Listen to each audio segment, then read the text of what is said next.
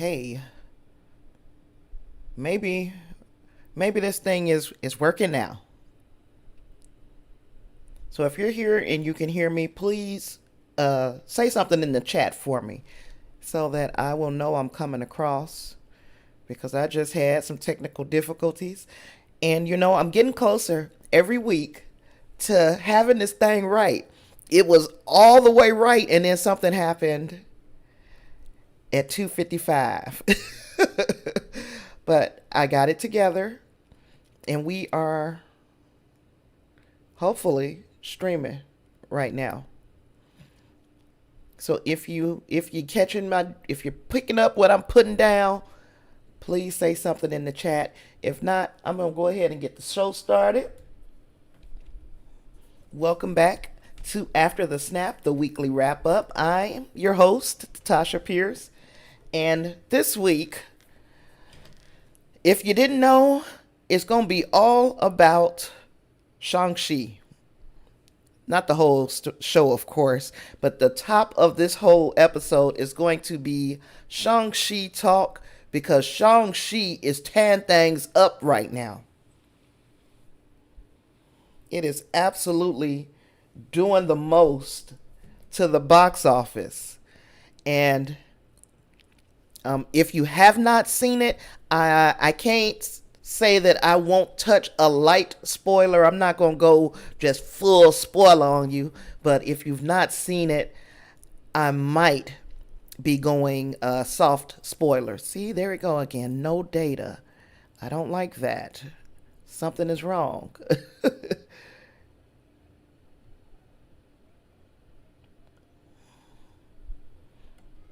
That's not good.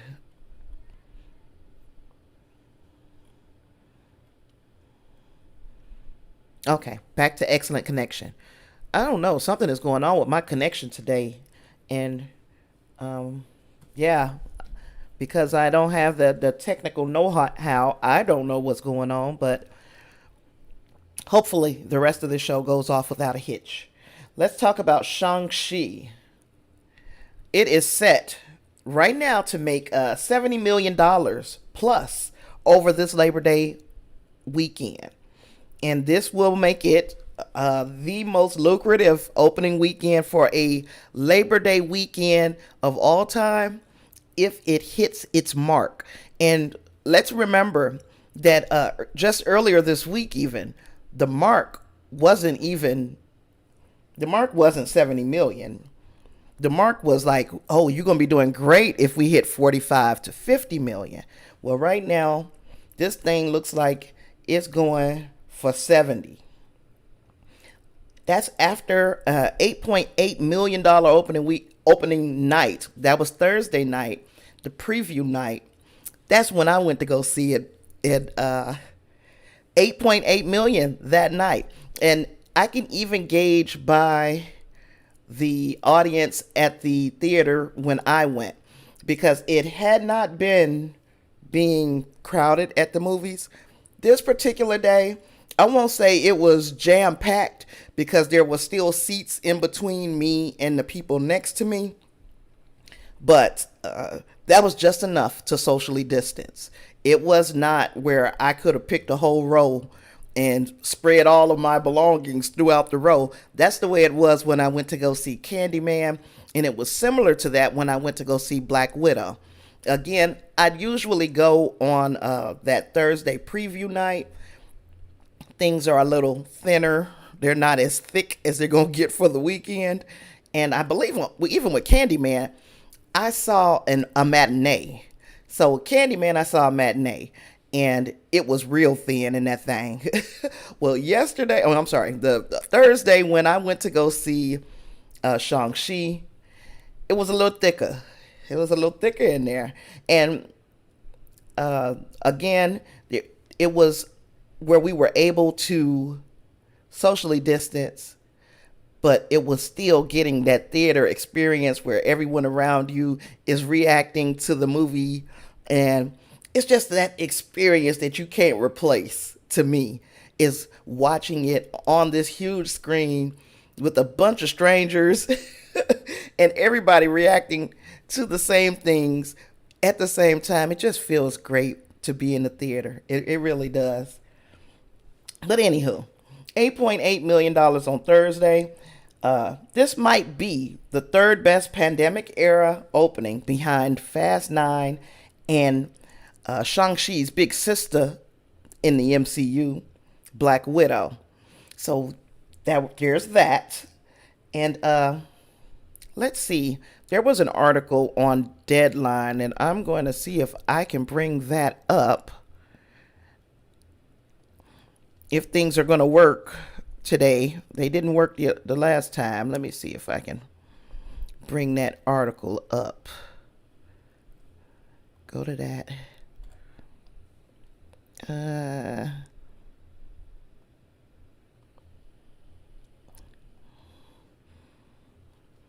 Let's see if it's coming up for y'all.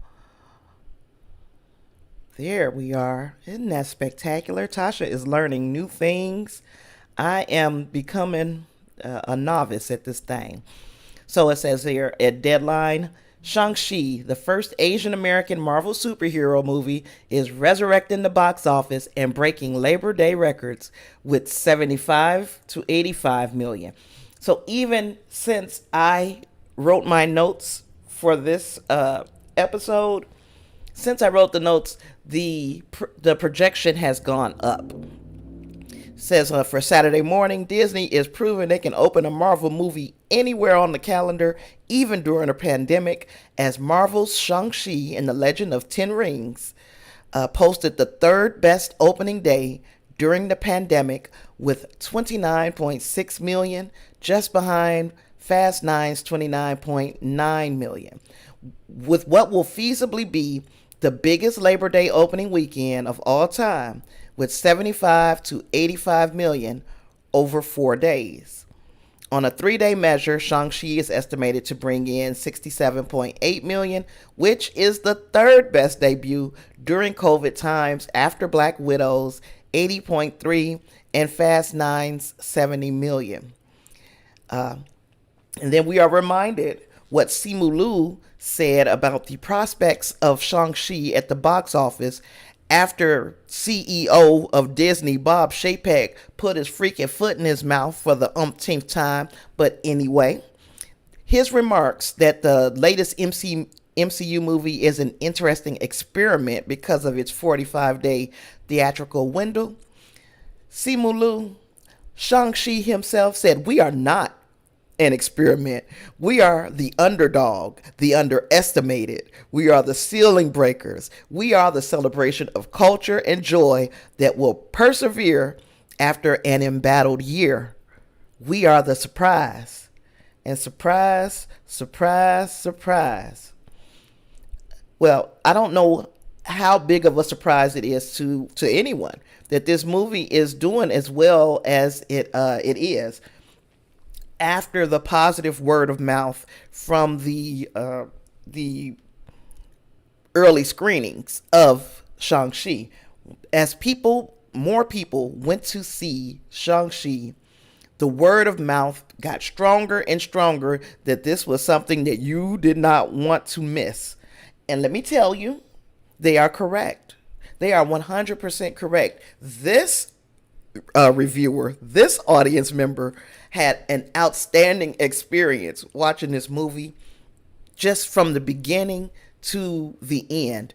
There were very few spots where I could take my eyes off the screen, and I was transfixed. You just didn't know what you were going to see next because this thing was so beautiful. The martial arts were so fluid. The choreography for the fight scenes were so elegant. The colors were so vibrant. The action was so heavy. The mythology was so deep. There was just so much about this movie to love, and I am not alone in my thinking or in my estimation of what this movie did, because the audience scores for Shang-Chi and the Legend of the Ten Rings are just off the chain. They're legitimately off the chain. And according to Rotten Tomatoes, and I'm going to get you guys a screenshot of that. Well, yeah. I'm going to get you all a screenshot of what Rotten Tomatoes is saying about Shang-Chi. And this is just outstanding because it still has a critic review rating of 92%. The audience score on Rotten Tomatoes for Shang-Chi is 98%. And you know, there's no movie that will sustain a 100% rating because there's always going to be some jerk out there who downvotes it or gives it a poor rating just so they can be the person to bring that rating down. Now, one of the things that, and I'm sorry, that audience score is with 2,500 verified ratings. And by verified, it means that you can no longer just come in and review bomb a movie. You have to prove that you were actually part of the audience to see this film. So these are actual people, 2,500 ratings from actual viewers of the movie. And 98% of them say, hey, this thing was what it do. We really enjoyed this movie. And I agree. Again, I can't make this up. I can't give it a 98% rating. This cast needs to be applauded. Not only the cast, Destin Daniel Cretton. We need to take our hat off to him because, again, and I said this in my review for Shang-Chi and the Legend of the Ten Rings, it was a non-spoiler review, and it's up right now. It's live on Facebook where you can watch my thoughts. But one of the things that I said that I think is worth repeating here in this setting is that when a person, the director, is culturally invested in this movie. So the movie already holds cultural significance to an entire demographic of moviegoers. But when the director shares that culture with that audience, there is a level of pride that exceeds professional pride in making sure that they get this movie right. And Destin Daniel Cretton got it right.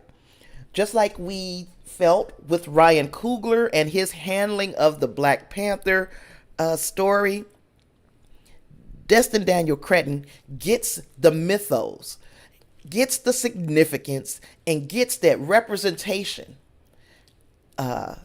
It truly, truly matters to a young audience, even an older audience. Anybody can be inspired. And no, I don't think that I'm about to go out and meet mythological dragons and have 10 rings that allow me to do anything. No, that's not the inspiration I'm talking about. It's the fact that this movie, this interesting experiment, as Bob Chapek said, this interesting experiment has the audacity to be bigger than what most people thought it would be. It was being underestimated all the way up until the day this movie dropped. They say, oh yeah, it's a beautiful movie. It'll probably do 35, 40, 45 million. And here now, this conversation has turned to $70 million on a Labor Day weekend. Something that has not been done before. So I think this cast deserves all the kudos it can get, because that is an outstanding, it's outstanding period. As far as the movie is just outstanding, but it's also outstanding what this movie is doing after being underestimated. I can't say it any different way. That is how Simu Liu put it, and that is the truth. The movie is exceeding expectations, and I'm all the way here for it. I'm very happy that this movie is doing what it's doing right now. So that is Shang-Chi and the Legend of the Ten Rings, set in history, third best pandemic era opening, and the best Labor Day opening, point blank period. So, moving on to my next topic. Again, if you were ever curious as to what my topics are going to be, for the most part, if you're not here pushing me in another direction, which I welcome because I love the interaction, but if you're not here pushing me in another direction, the itinerary is in the description. It's telling you the order in which I'll be talking about things, and it also is giving you relevant links to articles that I may have used when putting my notes together for this live stream. We're going to talk about Patty Jenkins. And Patty Jenkins had a quote. And it might have caused quite a few problems. In fact, it's not it might have. It did. It did cause some problems. Patty Jenkins is quoted as saying, "All of the films that streaming services are putting out, I'm sorry, they look like fake movies to me." She said, "I don't hear about them. I don't read about them. It's hard to market a movie when it has a limited run." So this is Patty Jenkins saying what she said about movies on streaming services. And while there's a part of me who says, hey, she may have been being misunderstood. She might not have meant it the way that it came out. I have to say that it's the exact same thing I say about Bob Chapek. Words matter. What you say matters. So in saying, in essence, that you don't want your films to go straight to streaming because of whatever, because your movies are made for the big screen experience. Instead of saying just that and leaving it at that, she went into saying, hey, movies that are go straight to streaming, they look like fake movies to me. Now, to me, that is insulting. It is very insulting to people who are not getting the recognition just yet for their film, their filmography, and a lot of the work that they do is on streaming services. And it's unfair that because you've gotten the opportunity to put your movie in front of a wider audience on the biggest possible screen, because you've got that opportunity, it's unfair to forget what the struggle is. And the struggle is, just like me, for instance, I am doing a live stream in front of nobody right now. However, this is part of the struggle. Nobody is going to come here and truly believe that I know what I'm talking about when I talk about movies and television. People are not going to come and say, you know, she's going to be a leading authority, and they have no body of work. So now, in front of me and God, I'm sitting here and talking, and I'm creating a body of work. I'm creating some credibility. That's what these other directors are doing. They're creating a body of work on the streaming services. They are creating some credibility to show people that they have the technical experience to be behind a camera to hopefully get to the place that Patty Jenkins is right now. And I don't know if Patty Jenkins was born with a camera in her hand. She may have been. But if she was not born with a camera in her hand, then Patty had to go through the same struggle. She may not have had to struggle as long as some, but she should remember the struggle. And because she says this thing, it is It's denigrating to a person who is coming up, an up and coming director who is attempting to be in the place where Patty Jenkins is. Like, for instance, if Grace Randolph is a big time YouTuber. She's got all these connections and she's worked in the comic book industry for years, and she's worked with movies and TV for years. If she came over and watched my live stream today and said, that live stream looks fake, I would be like, I don't understand. How am I supposed to get real if I don't start small? There's nobody coming and handed me a platform.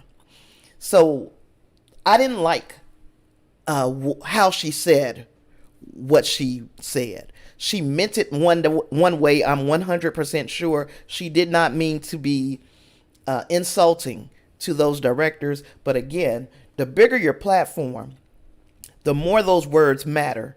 And you have to be really careful about talking about an artist, because it's just like Erykah Badu said years ago, we sensitive about our shit. So if somebody came over here and said that my show looks fake because I don't have all of the tools and toys that the bigger YouTubers have, I would have to remind them that they didn't start off that way. And that's what I'm trying to remind Patty. Patty, you did not start off doing Wonder Woman 84 or the first Wonder Woman even. You didn't start off that way. So that's my rant about Patty Jenkins. The people are out here trying to be heard, Patty, and you got to respect their struggle, and you got to remember their struggle, because once upon a time, that was you. All right, so that is the Patty Jenkins drama. Excuse me, I'm going to take a sip of my drink. If you're into hard seltzer, this is not sponsored, by the way, so don't think that I'm trying to sell you this. I wish it was sponsored, Bang. Well, ain't nobody watching this, so I know Bang ain't watching it. Bang, hard seltzer. You got that 5% alcohol. In order for me to get the nerve to sit here every week and talk these movies and talk this TV, I sometimes have to give myself a little liquid courage, and that has been my courage of choice lately here. So yeah, that was the Patty Jenkins thing. Next, we're going to talk about Dune, which is another big old beautiful pretty movie that's coming out. It is directed by Denis Villeneuve, who we know has his own opinions about movies going straight to streaming, specifically his movies. He feels as if his movies were made for the big screen. I don't think that he's going on record saying that movies that go straight to streaming are fake. He's saying that's not for his movies, and that's a whole different animal. But anywho, Dune opened at the Venice Film Fest. And let me tell you, after the screening of Dune at the Venice Film Festival, it received a 7-minute standing ovation. It's like that crowd was just like simply blown away by what they saw on the screen, and 7-minute standing ovation at the Venice Film Festival. So that's kind of a big deal, I think. That's kind of a big deal. We are starting to get some critic reviews in. And let's say the critic reviews, be honest with me, they are a guide. I don't make a decision that I'm going to see a movie or not see a movie based solely on the critic reviews, because they are looking for something that 9 times out of 10, they are being far more technical than I would be when I go to see a movie. A lot of me at this point in my reviewing career is that I want a feeling. Yes, I want it to be beautiful and I want it to look good and all of that, but for the most part, I want a feeling. And the reviewers, the critics, sometimes forget again where they came from. But now, since we're talking about what audience or what the critics thought, we'll go ahead and look at the Rotten Tomatoes website where they talk about Dune, where it's right now. Let me see. Now, when I set my notes up, it was at an 82% on Rotten Tomatoes, but right now it is at 85% with 34 reviews. I have heard a lot of good things. If you look on the social medias and hear the people who have seen the Venice Film Festival screening of this movie, they talk about how beautiful it is. They talk about the sound. They talk about, in fact, a fully immersive experience with this movie. I have seen one bad review. In fact, let's go and take a look at some of the critic reviews for Dune, what they're saying. 5 are rotten, 29 are fresh out of 34 critics. And let's look a couple of the good ones, the fresh. Oh, let's see. Clarice Lowry. The casting choice is poor. That's amazing because this cast looks absolutely stacked. I don't know if if what is her name? Clarissa Lowry. I've lost her. Clarice Lowry. I'm sorry. I don't know if she knows that these actors, just these 6 right here, they're kind of a big deal. Timothée Chalamet, Rebecca Ferguson. I can forgive her for Reminiscence right now. Oscar Isaac, Josh Brolin, Stellan Skarsgård. And out of the 6, all of them are hot right now. But Jason Momoa might be the weakest actor out of just this 6 that's sitting here. And I don't know if I've uploaded my Sweet Girl review yet. If I haven't, I talked about even I see growth in his acting. Because a lot of Jason Momoa's acting was Jason Momoa being Jason Momoa. But I am actually seeing an evolution in his acting. So Clarice Lowry said the casting choice is poor, which is, wow. It's a small but noticeable chip in the paint when it comes to Dune, a work that's otherwise of such intimidating grandeur that it's hard to believe it even exists in the first place. That is an outstanding review outside of the very first phrase, the first sentence in this in this review. And let's look at another one. I don't want to be biased and just look at women. Let's see. James Mottram says, and he's from the South China Morning Post. He says, paying homage to the philosophical sci-fi of Herbert, as well as Isaac Asimov and Stanislav Lem, Villeneuve has conjured an epic on a gargantuan scale that dwarfs even his own earlier work. Big words. But then when you look right over to the left, you see a rotten. And this is from David Katz, the film stage. Yeah, the film stage. Denis Villeneuve has surmounted this slew of bad omens by arguably, in filmmaking terms, making the most impersonal adaptation possible. Wow. So anywho, I'm not going to go through all the reviews, but that is a taste of what people are saying. A lot of people are impressed by what he has put together, and then there are some who are not quite that impressed. So there's that. There's that for the Dune first reactions and what people are saying as they view this movie at the Venice Film Fest. That's going to be one of my things on my bucket list, is to go to the Venice Film Fest and review a movie the size and the scope of Dune. So mark your calendars that I said this on September 4th, 2021 at 3:32 p.m. Now, moving on from Dune, and I'm excited, and I'm going to see Dune.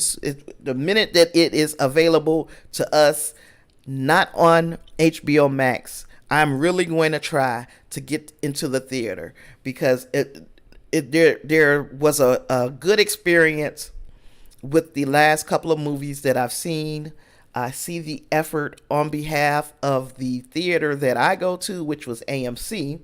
I see the effort on behalf of that theater of making sure that we are in a clean and safe environment for enjoying a movie. So I will make it my business to get to the theater to see Dune. And then I might rewatch it on HBO Max. Okay, so number 5 on my list of things to chat about was Only Murders in the Building. Now, Only Murders in the Building is a series that is on on Hulu. Gosh, HBO. It's on Hulu. So, Only Murders in the Building, and I'm going to go and we'll refer back to Rotten Tomatoes so I can give you a few of the little specs about Only Murders in the Building. I love,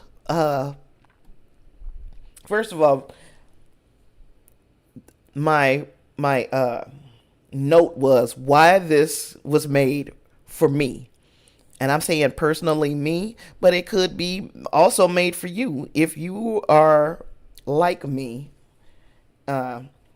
First of all, as you can see here, or let's bring it over so make sure that you can see it. As you can see here,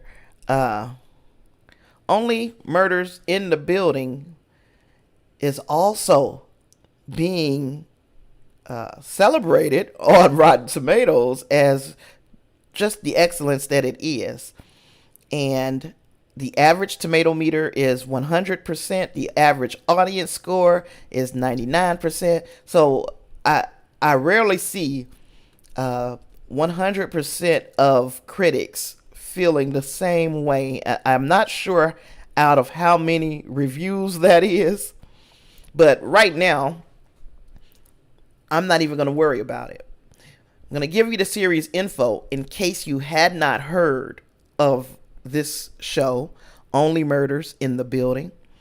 3 strangers share an obsession with true crime and suddenly find themselves wrapped up in one. When a grisly death occurs inside their exclusive Upper West Side apartment building, the trio suspects murder and employs their precise knowledge of true crime to investigate the truth. Perhaps even more explosive are the lies they tell one another. Soon the endangered trio comes to realize a killer might be living among them as they race to decipher the mounting clues before it's too late. Now, why would I say that this show was made for me? Well, first and foremost, if you didn't know, I'm kind of a true crime fan as well. So I love movies and TV and all of that great stuff. I love true crime as well. Once upon a time, I dabbled in having a true crime podcast, and I think I was okay at it. I just finally realized that subject was too heavy for me to talk about week after week after week. So I had to leave. I had to leave true crime podcasting to people with thicker skin because it became very heavy to talk about death. I can listen to it all day, all night, talking about it, studying it, making sure that I get every single detail correct, that is something entirely different. It's a whole different animal. Excuse me. So I'm a true crime lover, and true crime lovers can laugh at themselves about this movie. What am I doing here? I done went to the wrong tab here. True crime lovers can laugh at themselves about this movie, or this show, this series. It is, it is starring Selena Gomez, Steve Martin, and Martin Short. Now, Steve Martin and Martin Short are comedy icons. So they're also getting up there in age. I believe they are, Steve Martin might be 76. Martin Short is probably around 70, 71. And the realization for me hit, even though they don't look like they've missed a step, they don't look like they've lost a step. One day we will not have these two comedy icons anymore. And this show allows us, as people who appreciate the work that they have, and I don't know, I'm getting emotional, and it may be because I recently lost my father. So just thinking about how quickly one day they're here and the next they're gone. So one day we won't have these two comedy icons. So this show allows us to give them their flowers while they're here to receive them.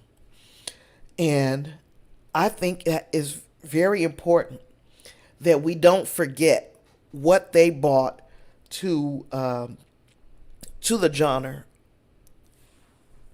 of comedy. Oh gosh. Silly me. It's important that we don't forget what they brought to the genre of comedy. And again, I am shocked and surprised at how familiar it is to just see them on screen together and still having the same spark. Selena Gomez is a great addition to their the chemistry that those two already bring. She kind of is playing the straight person in this comedy pretty much. And yeah, we see them investigating the murder. Investigating the murder that has occurred in the building that they live in. And you know, of course, like the synopsis says, there's a lot of lying that is going on between these people, trying to protect their own secrets. But their secrets, as far as I know from the first 3 episodes, do not include being murderers. And we see a huge star, and I won't give it up right now of who it is. We see a huge star living in this affluent building that they are residing in. We see a huge star living there, and he too is a candidate for who committed this murder.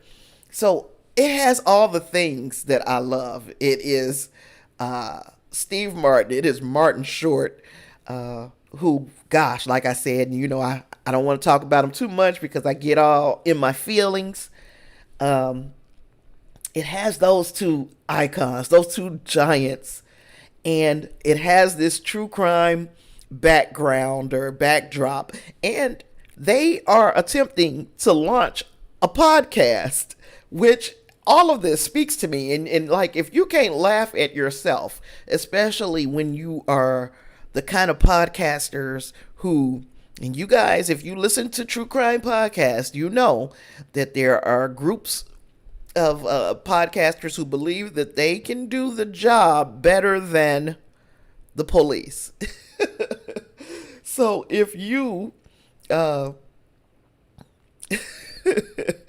if you can't laugh at that, especially people who are true crime podcasters and fans, that I don't know, you got to be able to laugh at yourself, and they are definitely making it worth me spending Tuesdays watching the only murders in the building on Hulu. So right now, the first 3 episodes are up. I will be doing a review on the first 3 episodes, and that one I'm going to go full spoilers because we can watch that week by week together. I believe it is only between 8 and 10 episodes, and we've already got 3 of them. So, I can see that Steve Martin and Martin Short are not going to give us a 10, 12 episode series. Again, like I said, even though they're a little spry for their age, they're still getting up in age. That is a huge commitment.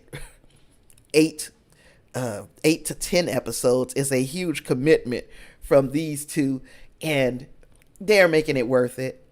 I cannot stress enough how much I recommend Only Murders in the Building, and I hope that you will watch along with me and we can talk about it in videos over the next few weeks.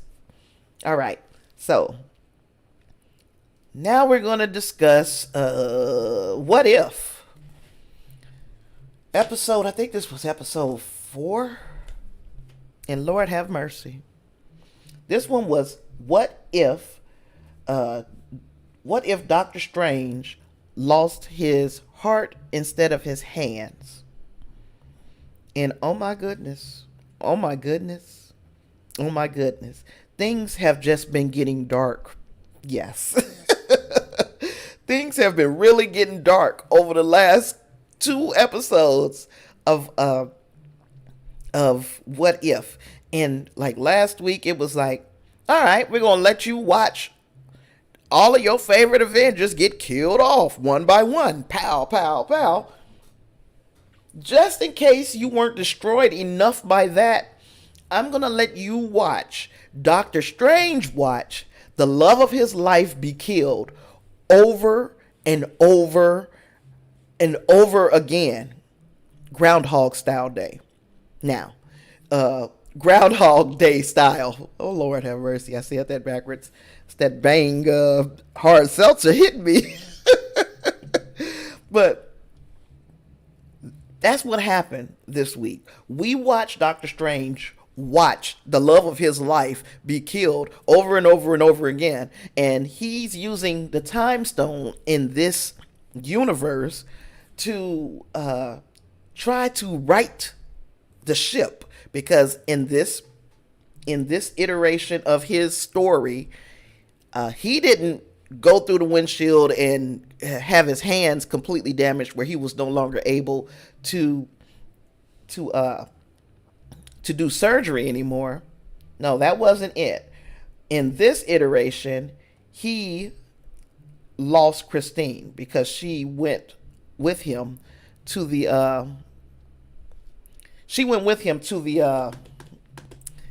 I forgot, the award ceremony that he was going to. That's what it was.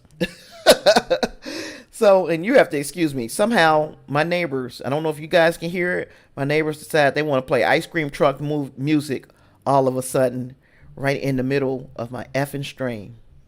But anywho, so we watched this thing happen with Doctor Strange. It's terrible, terrible sequence of events of all the different ways that we could kill Christine in this episode. And Doctor Strange, of course, went off the rails. He went off the rails because he saw himself with this tool, the time stone. He's got this tool and he can't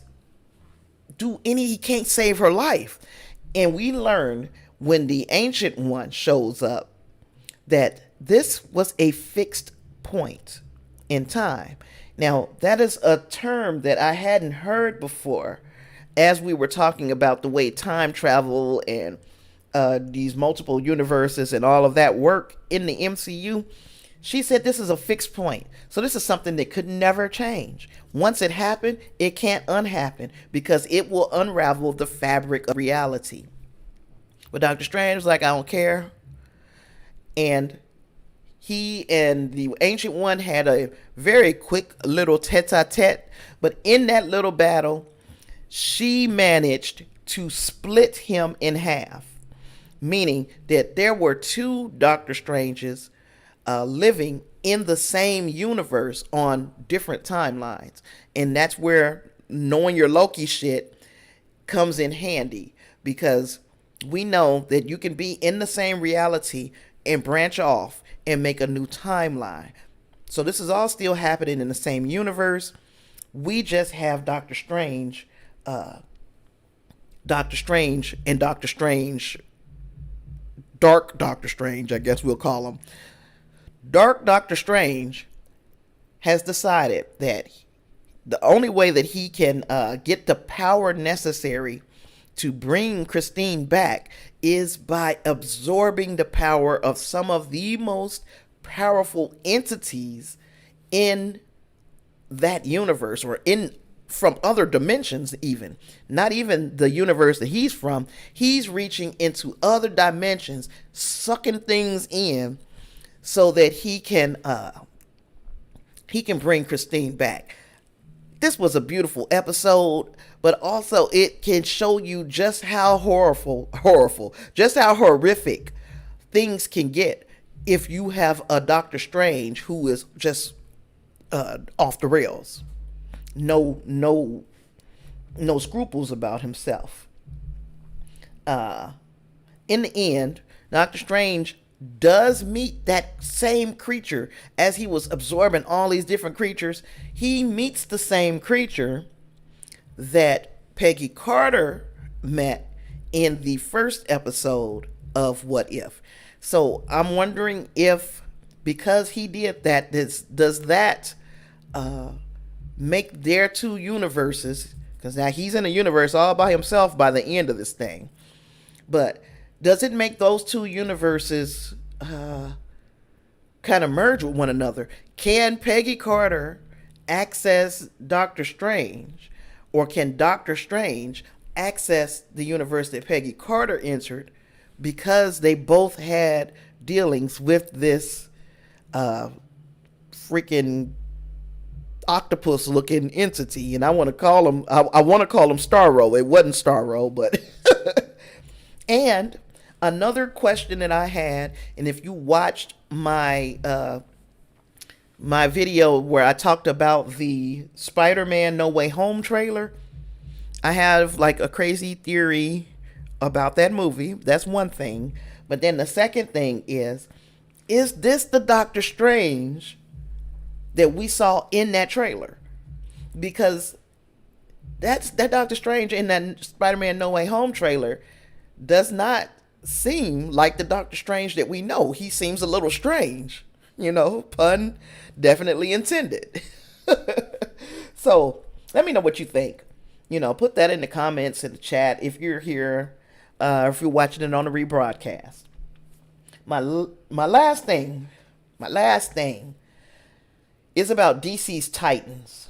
Now, I've still been hanging in and watching these DC Titans episodes, and I got questions, and I'm not going to spend an awful lot of time on it because there are things about DC's Titans, the first 3 to 4 episodes I truly enjoyed, and then I'm starting to see a little bit of a fall off, and it's making me mad that I'm not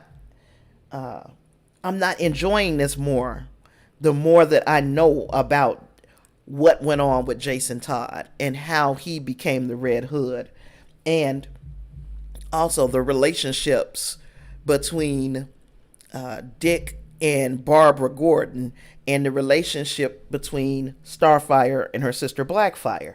Okay, in any other world, I would be totally excited by this, but in this world, there are so many questions, and the questions are not ones that move the story along to me. These questions that I have are setting the story back.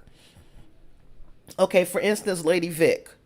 Now we know that the beginning of the episode, and there's some spoilers here, so pay attention to spoilers if you're not trying to hear them for DC's Titans. There will be spoilers, spoilers.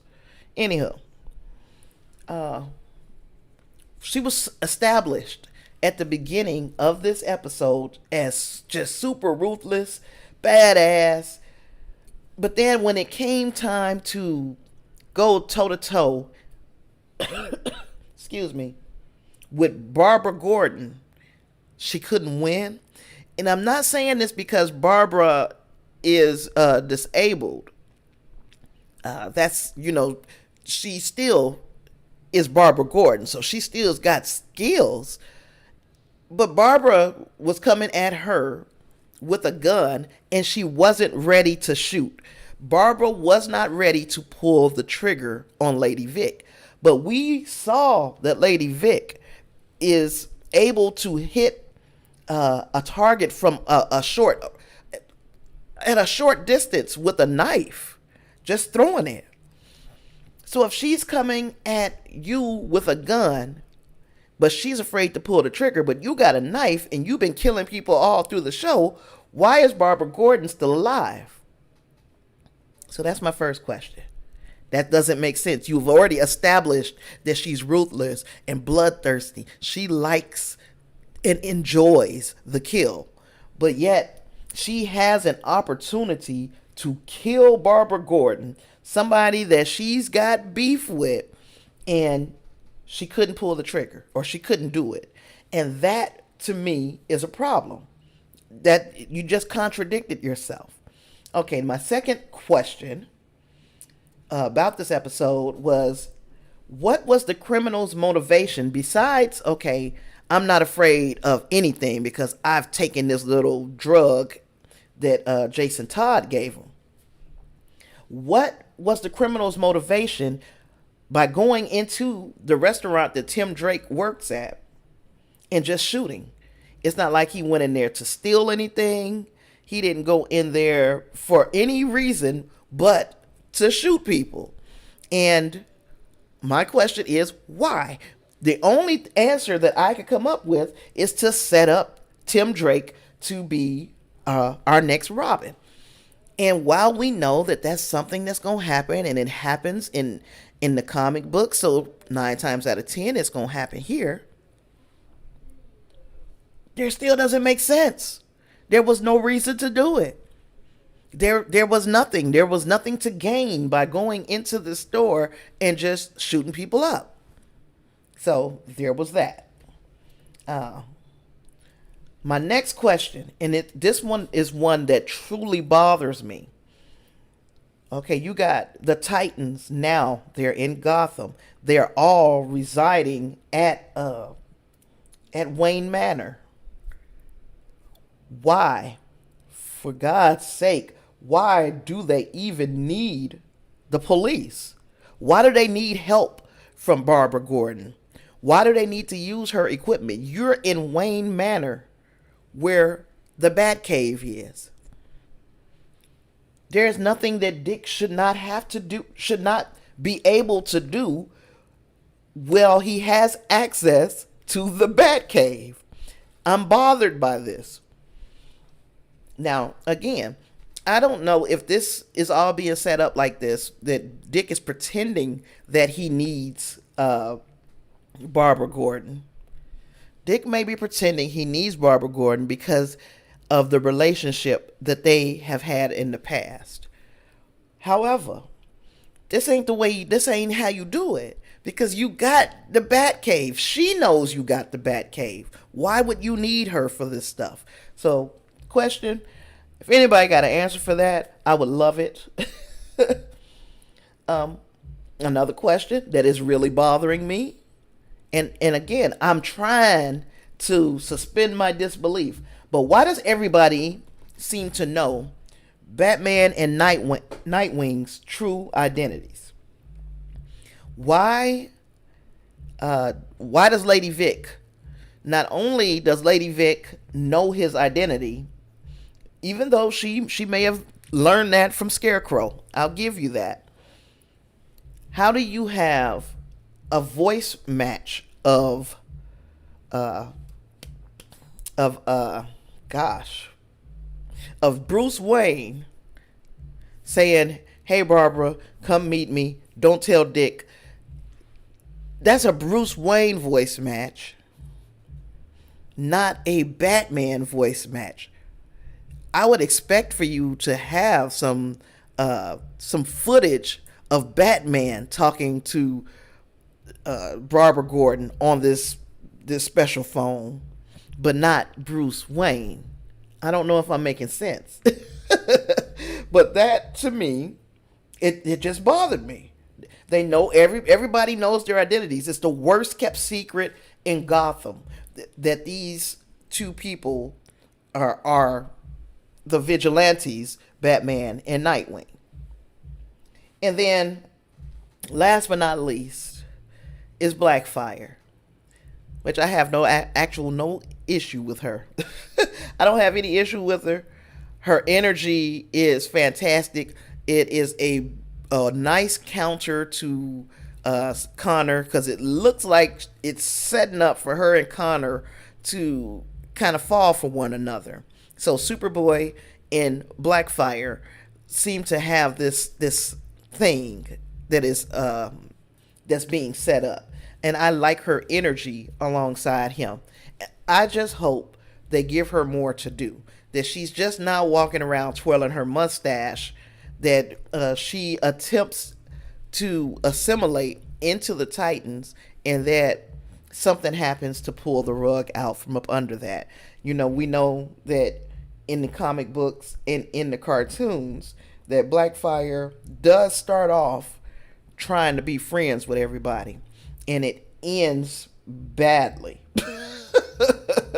So hopefully we get her energy remaining this great with Connor, so that it creates something, more tension between somebody besides Starfire. Starfire's energy seems more like I'm acting, but Blackfire seems like she is so comfortable and she just chilling, and I enjoy the scenes with her in it. I just want to see her get to do more than just act evil and twirl her mustache. And I really, yep, those are my topics. I always seem to wrap it up right at that hour mark. If I touched on anything in this and you'd like to leave me a comment, please do that. I'm here every Saturday at 3 p.m. doing the same thing. I'm wrapping up the week in entertainment with my weekly wrap up, and I also close everything out by talking about What If and DC's Titans. So if you're watching those shows and you want to join in the conversation, I am rolling out the red carpet. I also do Film Fridays over on Facebook at After the Snap Movies and TV. On Facebook, on Film Fridays, I review a movie. That's what I do. So if you want to come over on Film Fridays and listen to whatever movie I review, I am inviting you to do that as well. And I also will re-upload that here on YouTube. Last but not least, I have enjoyed sitting here and chatting with myself. And again, the rebroadcast, you can leave your questions and comments and concerns, and I will be sure to get back with you. I appreciate you for joining me today. I am signing off. See you next time. Peace.